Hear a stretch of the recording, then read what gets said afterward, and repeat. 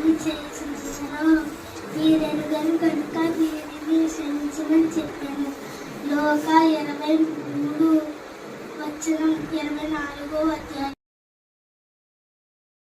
నేడు నీవు నాతో కూడా పరదేశంలో ఉన్నవాడిని నిశ్చయంగా నీతో చెప్తున్నానని. లోక 23:4 అమ్మ, ఇదిగో నీ కుమారుడు అని తన తల్లితో చెప్పాను. శిశువుని చూచి ఇదిగో నీ తల్లి అని చెప్పాను.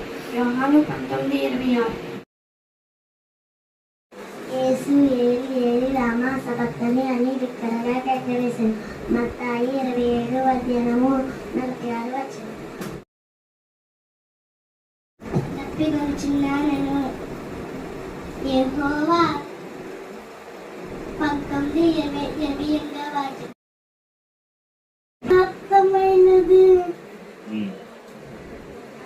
యోహాను 19:30. తండ్రి, నీ చేతికి నా ఆత్మను అప్పగించుచున్నాను. లోక 23:46.